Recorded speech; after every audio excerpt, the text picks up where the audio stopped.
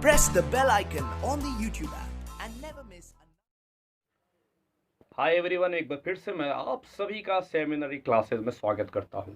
तो आज के इस वीडियो में हम लोग क्या सीखने वाले हैं? आज हम लोग पढ़ने वाले हैं यूनिफिकेशन ऑफ जर्मनी, जो कि बहुत ही इम्पॉर्टेंट टॉपिक है इस चैप्टर का। तो आइए समझते हैं सबसे पहले कि यूनिफिकेशन किस बला का नाम है, क्या है ये।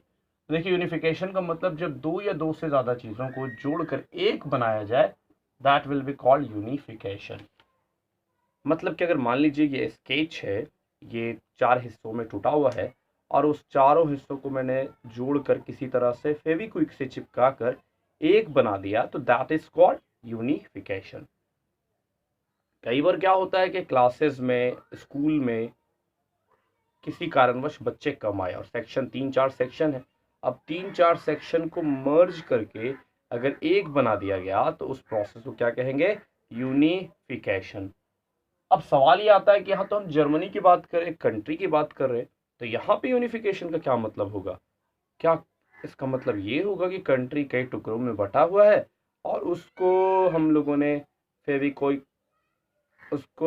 फेविक्विक वगैरह से चिपका कर एक बना दिया? क्या ऐसा पॉसिबल है? जी बिल्कुल भी नहीं, ऐसा नहीं होगा। बल्कि यहाँ पे इसका मतलब ये होगा कि कंट्री यूनिफाइड नहीं, इसका मतलब कि एक कंट्री में बहुत ज़्यादा राजा है, अलग अलग जगह पे अलग अलग राजा उस पर रूल कर रहे हैं। जब यूनिफिकेशन होगा तो वो पूरी कंट्री एक सिंगल रूलर के द्वारा रूल की जाएगी। फॉर एग्जाम्पल, आप जर्मनी का केस देख सकते हैं कि जर्मनी में ऑलमोस्ट 39 किंग्स थे, 39 स्टेट्स, 39 किंग्स। अब उसकी जगह पे एक किंग आ जाएगा तो उसको हम कहेंगे कि जर्मनी का यूनिफिकेशन हो गया। पूरी जर्मनी पे राज करने के लिए एक किंग अगर राज कर रहा हो तो that will be called unification of Germany. तो यूनिफिकेशन तो तब करते हैं जब यूनिफिकेशन पहले से नहीं हुआ हो। तो यहाँ पे है क्या जर्मनी में? तो देखिए, सबसे पहले तो यूनिफिकेशन की ज़रूरत क्यों होती है? यूनिफिकेशन से होता ये क्या कि वो देश जो है ना, फॉरेन इन्वेजन से, विदेशी आक्रमण से अपने आप को लड़ पाएगा, अपने आप को मजबूत कर पाता है, अपने आप को बचा पाता है, एक यूनिफाइड डिसीजन ले पाता है। अब जैसे जर्मनी है तो वो कई हिस्सों में अगर बटा हुआ है, उस पर कोई अटैक होता है, जैसे नेपोलियन का अटैक हुआ, तो they could not gather together, वो खुद एक दूसरे के साथ मिल नहीं पाए लड़ने के लिए, क्योंकि हर जगह अलग अलग राजा था और वो हर कोई अपने अपने हिसाब से पॉलिसी बना रहा था। एक सेंट्रल पॉलिसी थी नहीं जिसकी वजह से उन लोगों को मजबूती जितनी मिलनी चाहिए उतनी मजबूती मिली नहीं। तो इन लोगों ने समझा कि this is the demand of the time that we need to be unified. अब देखिए, समझिए जर्मनी में क्या मामला है। जर्मनी जो टोटल है वो नेपोलियन के से पहले तो 200 स्टेट में बटा हुआ था, लेकिन नेपोलियन आके उसको 39 स्टेट्स में बांट दिया। तो जर्मनी कुल मिलाकर 39 स्टेट्स में बटा हुआ है। अब ये 39 में सबसे पावरफुल जो है वो दो है, एक ऑस्ट्रिया है और दूसरी प्रशिया है। और बाकी जो 37 है वो छोटे छोटे स्मॉल स्मॉल जो है कंट्री है, स्मॉल स्मॉल स्टेट्स हैं। तो इसमें जो दो बड़े बड़े शहर हैं, स्टेट्स हैं, वो ऑस्ट्रिया और प्रशिया है। तो अब यूनिफाई आप कीजिएगा, मतलब कि रूलर सिंगल होना चाहिए, एक रूलर होना चाहिए। तो इसका सीधा मतलब हो रहा है कि या तो ये यूनिफाई करेंगे या तो ये यूनिफाई करेंगे। अब रूलर किस देश का होगा? ये ऑस्ट्रिया या प्रशिया दोनों में से किसी एक ही जगह का होगा, या तो ऑस्ट्रिया का होगा या फिर प्रशा का होगा। आई होप कि यहाँ तक आपको समझ में आ रहा होगा। अब इन्हीं दोनों के बीच में युद्ध वगैरह चलेगा और बाकी इन दोनों में से जो जीत जाएंगे, बाकी 37 उन्हीं लोगों उसके ही साइड में चले जाएंगे। तो आइए हम लोग अब समझते हैं कि क्या इस यूनिफिकेशन के लिए कोई एफर्ट किया गया था या नहीं किया गया था। तो पहला जो एफर्ट किया गया था, क्या वो सक्सेसफुल हुआ भी था कि नहीं हुआ था?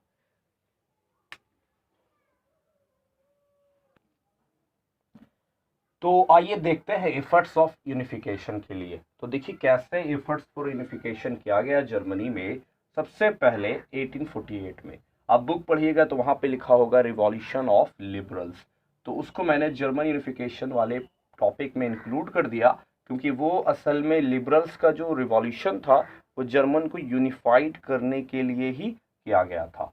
1848 में 1848 में आपको मालूम है 1815 में बैटल ऑफ वाटरलू हुआ, उसके बाद से बहुत सारा तब्दीली आया फ्रांस में और अलग अलग देशों में। तो 1848 में ऑलमोस्ट 831, यहाँ पे अगर आपको थोड़ा सा चमक रहा तो कोई दिक्कत नहीं, ऊपर मैं लिख देता हूँ, 831 इलेक्टेड रिप्रेजेंटेटिव्स थे।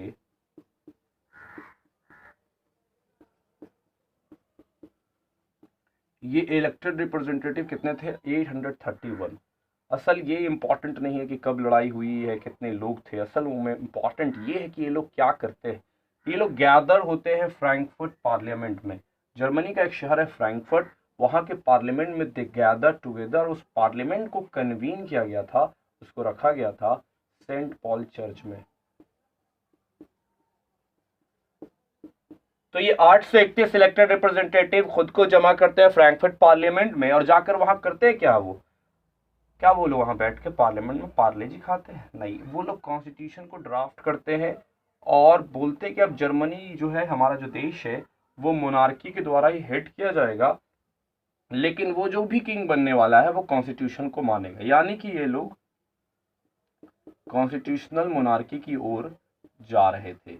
ये कह रहे थे कि हम संविधान हमने बना लिया है और हम चाहते हैं कि एक मोनार्की कोई राजा को ऑफर दे और वो रूल करे कॉन्स्टिट्यूशनल मोनार्की की तरह, लेकिन पूरी जर्मनी के लिए वन रूलर हो, पूरी जर्मनी के लिए एक ही राजा हो। सीधी सी बात है कि ये लोग अब ऑफर देंगे तो या तो ऑस्ट्रिया के किंग को दे देंगे या फिर प्रशिया के किंग को देंगे। तो आइए देखते हैं कि क्या होता है आगे। तो ये जो क्राउनशिप है, ये जो ताज है जर्मनी का, ये ऑफर किया गया किसको? इसी टर्म्स पे किसको ऑफर किया गया? देखिए यहाँ पे आपने प्रशियन किंग को, जी हाँ, प्रशियन किंग को ऑफर किया गया। उसका नाम था Frederick William four. Frederick William four को क्या ऑफर किया गया कि आप राजा बन जाइए जर्मनी का, यूनिफाइड जर्मनी का, लेकिन एक शर्त यह है कि आपको संविधान मानना पड़ेगा, कॉन्स्टिट्यूशन मानना पड़ेगा। इस बंदे ने रिजेक्ट कर दिया और जितने और मोनार्क ने रिजेक्ट किया था उनके ही सफ में, उनके ही कतार में जाकर शामिल हो गया। इस बंदे ने क्या किया? रिजेक्ट कर दिया। सीधी सी बात है कि अगर राजा ने ही रिजेक्ट कर दिया तो ये प्रोसेस सक्सेसफुल होने का चांसेस खत्म हो गया। अब देखिए इसका रिजल्ट क्या हुआ। इसका रिजल्ट ये हुआ, अरिस्टोक्रेसी हमने पढ़ चुके हैं, अरिस्टोक्रेसी थी, मिलिट्री थी, ये लोग भी इसके अपोज्ड में थे, इसके विरोध में थे। तो अंत में हुआ क्या? अंत में ये हुआ कि जो ट्रूप्स वगैरह है, आर्मी को बुला दी गई, सेना की टुकड़ी को बुलाई गई और असेंबली को फोर्सफुली डिसबैंड कर दिया गया। वहाँ से, वहाँ के लोगों को फाइनली जो है भाग जाना पड़ा, वहाँ से हट जाना पड़ा। तो ये पूरा का पूरा जो मिशन था यूनिफिकेशन का, ये आपका फेल हो गया। तो पहला वाला जो एफर्ट था वो फेल हो गया, और इसको हम लोग फ्रैंकफर्ट पार्लियामेंट के नाम से भी जानते हैं कि इन्होंने एक एफर्ट किया था जो कि फेल हो गया। आइए मैं इसको एक बार रिव्यू कर देता हूं ताकि आपके मन में किसी भी प्रकार का कोई डाउट रहे नहीं। तो देखिए, यूनिफिकेशन का मतलब दो या दो से ज़्यादा स्टेट्स को ज्वाइन करके एक बना दिया जाए, उसको यूनिफिकेशन कहते हैं। इससे फ़ायदा क्या हुआ? यूनिफिकेशन के हम मतलब क्या हो रहा? Rule by single ruler. इसका फ़ायदा ये हुआ कि आप फॉरेन इन्वेजन से खुद को बचा पाइएगा। अब यहाँ पे एक एफर्ट्स था यूनिफिकेशन का, तो इसका एफर्ट्स ये किया गया 1848 में कि 831 यानी 831 इलेक्टेड रिप्रेजेंटेटिव्स जमा होते हैं फ्रैंकफर्ट पार्लियामेंट में, संविधान बनाते हैं, राजा को ऑफर करते हैं कि भाई उसके हिसाब से आप रूल कीजिए, पूरे जर्मनी के आप राजा बन जाइए। ये ऑफर किया गया प्रशिया के राजा को, लेकिन उसने इसको एक्सेप्ट नहीं किया।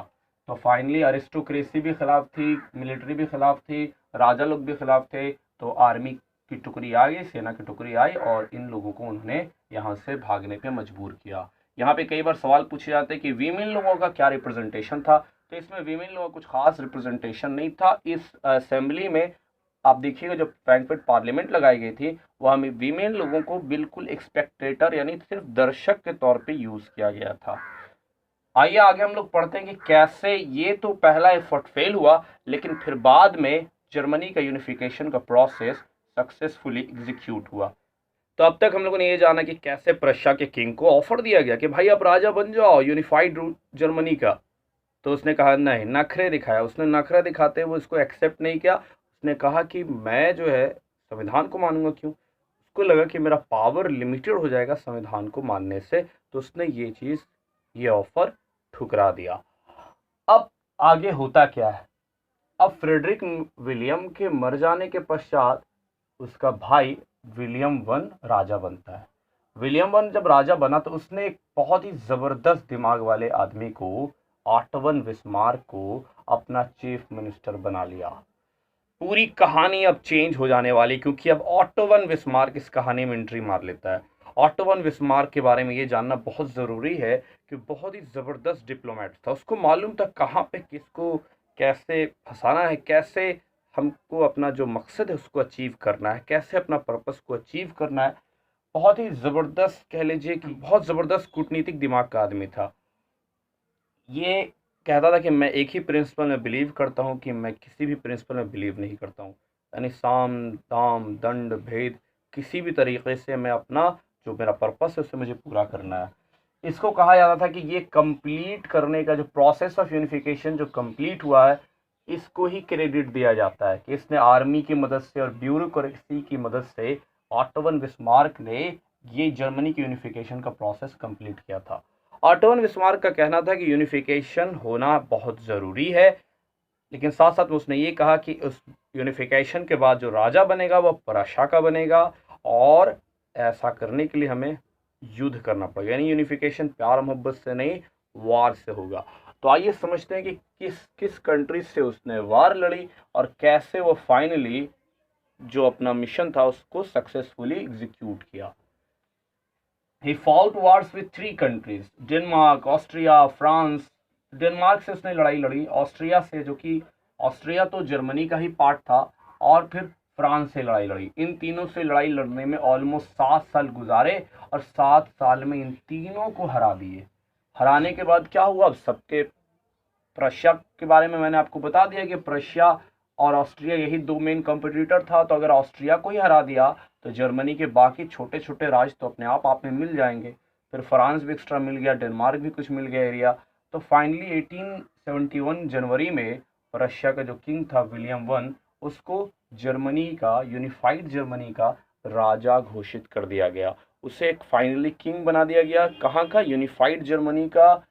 जब अब जर्मनी यूनिफाइड हो गया तो उसका किंग किसे घोषित किया गया, विलियम वन को, जो कहाँ का है, प्रशिया का।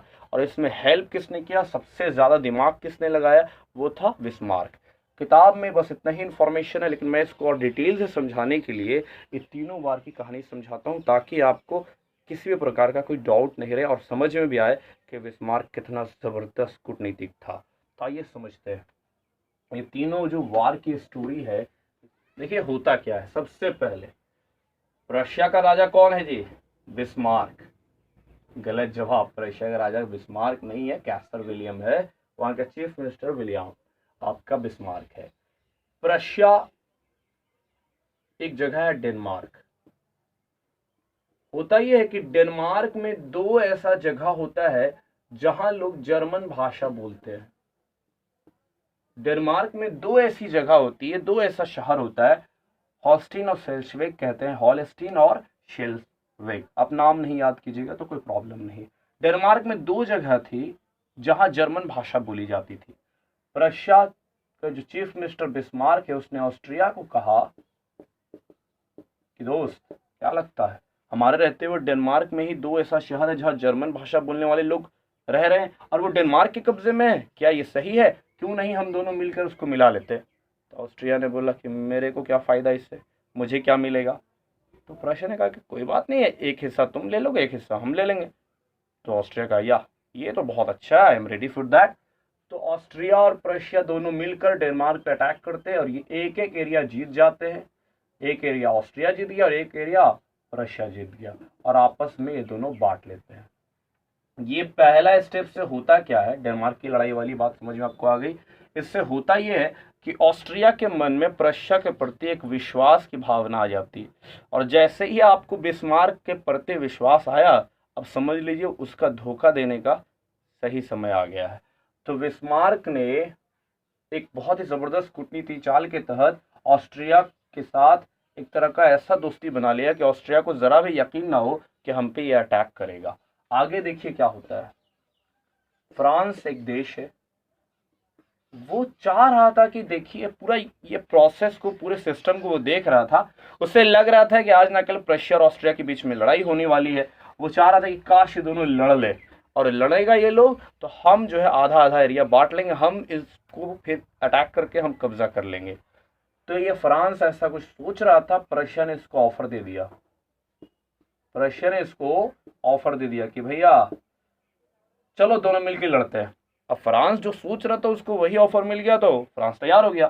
फ्रांस को ऑफर किसने दिया? प्रशिया ने, कि चलो दोनों मिलके ऑस्ट्रिया पे अटैक कर देते हैं, पे अटैक करेंगे और आधा आधा एरिया हम लोग दोनों मिलकर बांट लेंगे। फ्रांस अग्री हो गया क्योंकि फ्रांस ऐसे मौके की पूरी तरह से तलाश में था। तो फ्रांस तैयार हो गया। अब फ्रांस और प्रशिया की आर्मी मिलकर ऑस्ट्रिया पर अटैक करती है, और अटैक इतना जबरदस्त था, इतना घमासान था कि ऑस्ट्रिया की आर्मी बहुत बुरी तरीके से हार जाती है, डिफीट हो जाती है, परास्त हो जाती है। इसमें प्रशिया की आर्मी ने बहुत जबरदस्त तरीके से रोल प्ले किया। ऐसा देखने के बाद फ्रांस जो है कांप जाता है। ऐसा नहीं होता है, कई बार आप कहीं लड़ने जा रहे हैं और आपने किसी का समर्थन लिया हुआ है, आपने अकेले ही अगले को परास्त कर दिया है, तो आपके साथ जो जाएगा वो तो और डर जाएगा कि भाई ये तो बहुत ही जबरदस्त इंसान है, पावरफुल है। फ्रांस बिल्कुल ऐसा ही डर गया। फ्रांस इतना ज्यादा डर गया कि उसने प्रशिया के साथ जो समझौता हुआ था कि आधा आधा हिस्सा बांट लेंगे, उसने मांगा ही नहीं। और बिस्मार्क कितना शरीफ इंसान कि क्या बताऊं, उसने दिया भी नहीं। बिस्मार्क ने कहा कि आपने मांगा ही नहीं तो मैं क्यों दूं। बिस्मार्क ने दिया भी नहीं। अब देखिए, अब असल कहानी में यहाँ पे चेंज आएगा। अब देखिए, प्रशिया तो ऑस्ट्रिया के साथ मिल चुका है, रशिया ऑस्ट्रिया के साथ तो मिल चुका है, एक यूनिफाइड जर्मनी तो बन ही गई है। तो अब टेंशन क्या, अब आगे लड़ने की किसी से तो कोई आवश्यकता है नहीं। लेकिन देखिए, बिस्मार्क बहुत ही जबरदस्त माइंड का आदमी था। उसने देखा कि हमने ऑस्ट्रिया को मिलाया, कैसे मिलाया? वार की वजह से मिलाया, तो आज न कल ऑस्ट्रिया में रिवॉल्यूशन होगा, ये लोग हमसे अलग हो जाएंगे। तो क्या किया जाए? एक ऐसा दुश्मन खोजा जाए जो कॉमन इनिमी है। ऑस्ट्रिया के लोगों जमीन को तो मिला लिया गया, लेकिन उनके दिलों को तो मिलाया नहीं गया है। इनके दिलों को मिलाना भी बहुत आवश्यक है। तो ऐसा कैसे पॉसिबल है, क्या किया जाए? अब इसने एक दुश्मन खोजा। उसने एक दुश्मन ऐसा खोजा जो ऑस्ट्रिया और प्रशिया दोनों के लिए कॉमन होगा, और इसके बाद पूरी कहानी बदल के रह गई। इसको समझने के लिए थोड़ा सा हम लोगों को और एक एग्जाम्पल देखना पड़ेगा स्पेन की कुछ कहानी से। स्पेन आप देख रहे हैं, स्पेन में किसी प्रकार से कोई रिवॉल्यूशन हुई थी और यहाँ पे सरकार गिर चुकी थी। यहाँ पे रिवॉल्यूशन हुआ हुआ था और यहाँ क्या हुआ हुआ था, सरकार पूर्ण रूप से गिरी हुई थी। स्पेन के इस साइड में आता है फ्रांस, और फ्रांस के इस साइड में आता है जर्मनी। तो यहाँ पे जर्मनी है, यहाँ पे आपका फ्रांस है। तो स्पेन में रिवॉल्यूशन हो गया, सरकार गिर गई। अब बिस्मार्क ने ये कह दिया, अनाउंसमेंट करवा दिया एक तरह से, कि हम अपना जो 39 में से 38 राजा जो बेरोजगार हो चुका है, उन सारे राजाओं में से किसी एक को हम यहाँ इंस्टॉल कर देंगे, यानी हम अपना एक राजा यहाँ देने वाले हैं। अब ऐसा सुनते ही फ्रांस तो थरथरा गया कि भाई ये तो बहुत मामला गंभीर होने वाला है। स्पेन इधर से और जर्मनी इधर से, दोनों तरफ से जर्मनी चूंकि कह रहा है कि यहाँ पे मैं अपना राजा लाकर रख दूंगा, तो यहाँ पर दोनों तरफ से फ्रांस जर्मनी से घिर जाएगा। तो कल को अगर युद्ध होता है तो फ्रांस तो ऐसे ही हार जाएगा। फ्रांस इस बात से बहुत ज्यादा डर गया था। तो फ्रांस ने क्या किया कि फ्रांस के राजा ने अपना एम्बेसडर भेजा। एम्बेसडर आप समझते हैं, राजदूत भेजा। फ्रांस के राजा ने एक एम्बेसडर भेजा जर्मनी के राजा के पास। जर्मनी के राजा का क्या नाम था? कैसर विलियम वन। तो कैसर विलियम वन के पास फ्रांस ने अपना एम्बेसडर भेजा विलियम वन के पास। विलियम वन के पास किस लिए भेजा गया था? कौन सी बात के लिए? इस मुद्दे पे बात करने के लिए कि भाई स्पेन में आप अपना राजा क्यों बैठा रहे हो, ऐसे में तो मामला बहुत गंभीर हो सकता है, हम लोग दोनों तरफ से घिर जाए। तो इसने एम्बेसडर भेजा कि किसी तरह से इसको कन्विंस करो कि वो ये काम ना करे। ये एम्बेसडर आता है, इससे बातचीत करता है, चला जाता है। उसके बाद बिस्मार्क असल खेल शुरू करता है। बहुत ही खतरनाक यहाँ पे खेल चलता है। इसने क्या किया कि इन दोनों के बीच में जो वार्तालाप हुई थी, जो बातचीत हुई थी, जो टॉक्स हुए थे, उसको उसने पब्लिक कर दिया। और टॉक्स में क्या कर दिया? एडिटिंग कर दिया। उस पूरी कन्वर्सेशन में एडिटिंग कर दिया और उसको पब्लिक कर दिया। पब्लिक मतलब सबके सामने ला दिया। अब इससे बवाल मच गया, पूरे फ्रांस में बवाल मच गया। बिस्मार्क ने क्या किया? इन दोनों के कन्वर्सेशन को कुछ एडिट किया और पब्लिक कर दिया, न्यूज़पेपर वगैरह में दे दिया, लीक कर दिया पूरी तरह से। अब आप सोचोगे कि इसकी वजह से बवाल कैसे मचा फ्रांस में, आखिर हुआ क्या था, इसमें क्या बात थी, इसमें क्या एडिट किया था। असल में बिस्मार्क ने एडिट करके ऐसा लिख दिया कि विलियम वन जो राजा है जर्मनी का, उसने फ्रांस के एम्बेसडर की घनघोर बेइज्जती की, बहुत ज्यादा ही बेइज्जती कर दी। ऐसा हालांकि रियल में नहीं हुआ था, लेकिन इसने एडिट करके ऐसा लिख दिया कि बहुत बेइज्जती कर दी गई है एम्बेसडर की, फ्रांस के एम्बेसडर की। कहाँ? जर्मनी में। जर्मनी के राजा ने ऐसा किया, हालांकि राजा ने ऐसा नहीं किया।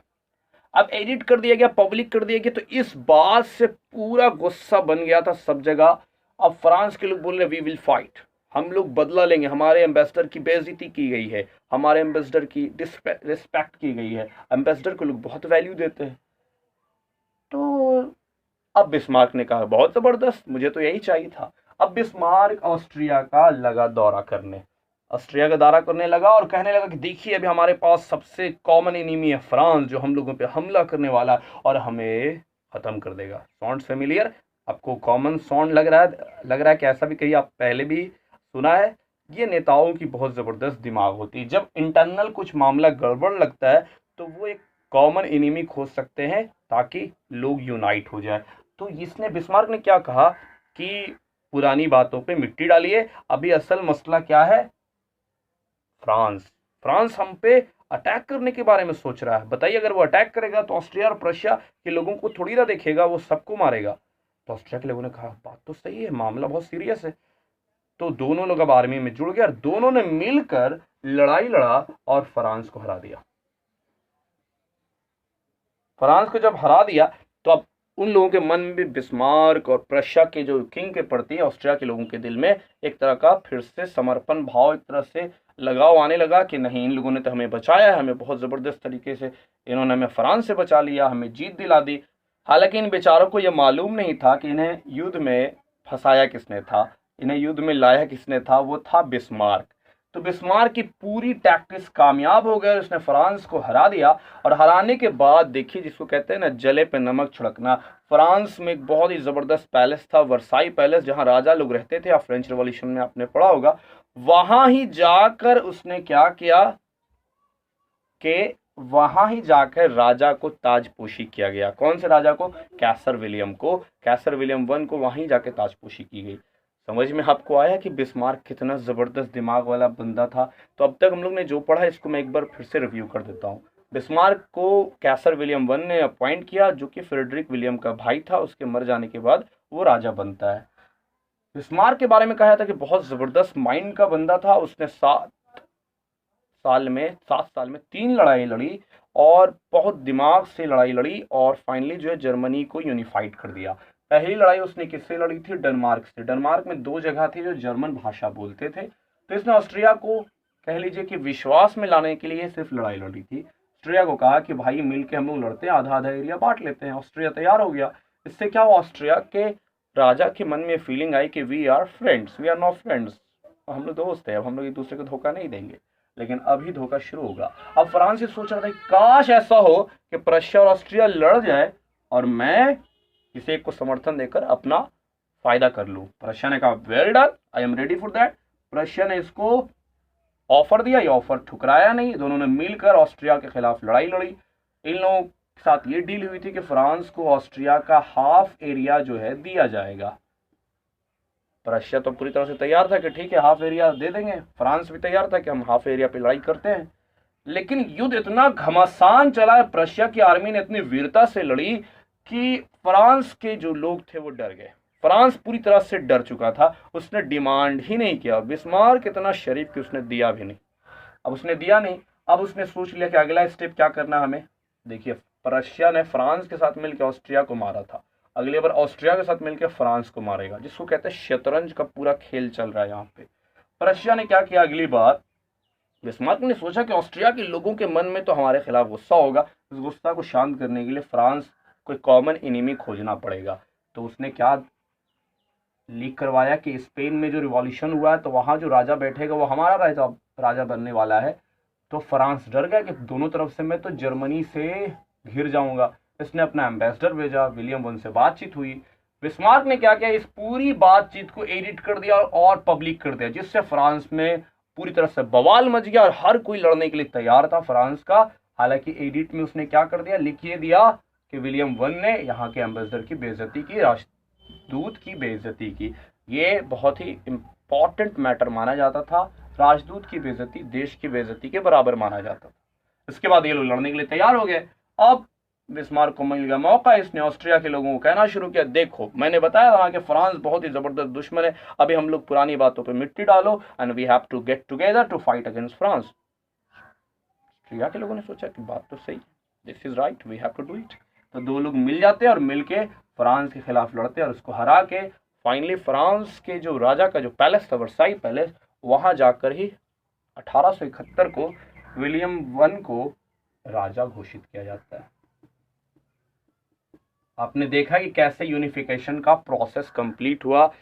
तो अगर आपसे कोई क्वेश्चन पूछा जाएगा तो आप आराम से बता सकते हैं। इतना ज़्यादा डिटेल से आपको किताब में आएगा नहीं। आपको सिर्फ ये लिख देना कि 3 वार हुआ जिसमें बिस्मार्क जो है 7 साल में लड़ा था और जीत गया। तो वो तो बहुत ही, किताब में जो कहानी है बहुत ही शॉर्ट में आप आराम से उसको लिख सकते हैं। आई होप कि बहुत ही मज़ेदार लगी होगी स्टोरी और आपको बहुत अच्छे से समझ में आया होगा।